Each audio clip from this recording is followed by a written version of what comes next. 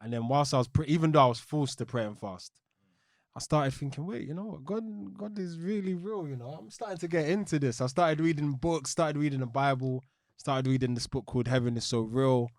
And then, yeah, I got back into the college, but everyone else got kicked out. So out of 6 of us, I was the only person that was allowed back in. So even then, they told me, you can't be late. You can't get in trouble in class. You can't talk.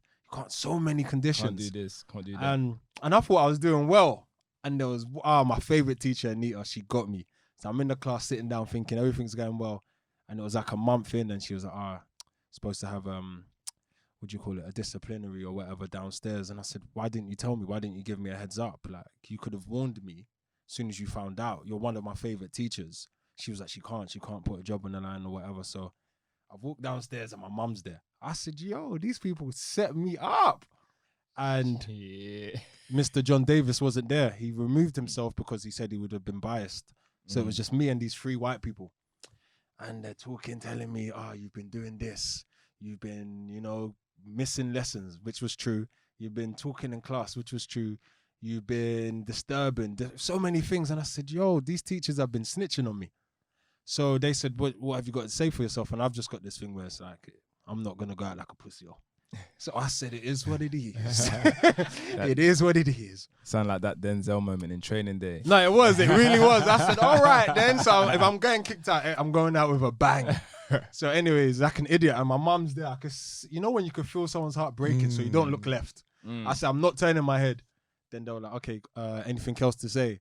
And then it's like my mouth just went quiet. Like words couldn't come out. Then my mum started talking. To this day, I don't know what she said. And then I'm like, okay, cool. So we've gone out now. My mum's not said a word to me. She's just thinking, this idiot. He had one job. So we walked back in now and they were like, look, you've come in here. You've not shown any improvement. You've not even shown that you wanted to be in college. And we was going to kick you out. I said, was? I said, oh, what? You know when you can't even contain your smile? They said, if it wasn't for what your mum said and what your mum blah, blah, blah, then, you know, we would have thrown you out. But you've only got a couple of weeks or months left. Like, we're not going to do it. So just make sure you keep your head down. I said, all right, cool, I got you. So we're walking. As we're leaving, my mum's not said anything. Get to the station now, because obviously I got to go back to college. I walked her to the station and she's like, you've got football. I'm going to buy you some boots and stuff. And that was it. The last word she said, and I thought, okay, all right, cool. Maybe this God guy is really real.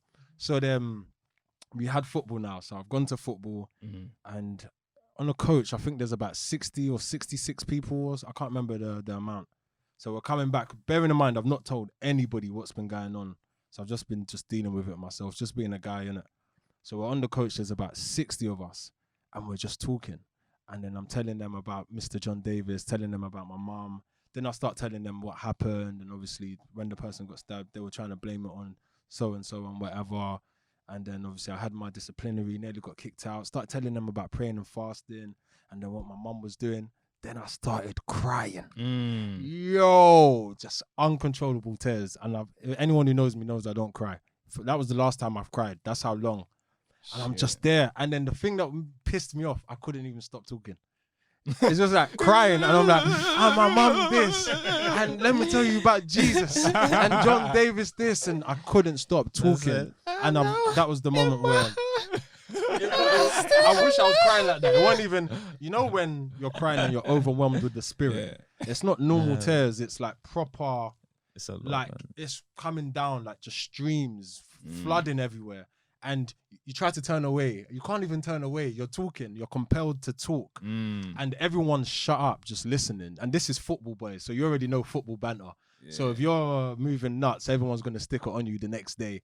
So anyways, I just remember just having just that moment of just clarity, of just the support from my mum and John Davis, and just keeping me in education and allowing me to obviously finish it, and just being there for me to the point where it brought me to tears. And from then on, I was just like, yeah, I'm always going to sort of acknowledge that these are my friends and these are my family and these are the people that no matter what, even if we fall out or whatever, I will never say anything bad, because you've always been there for me. And like even now, it's still difficult for me to make new friends because I'm so content with the friends that I have. But you know what? That's like the last thing you said. I fully resonate with that, because for me, as you guys know from the previous episode,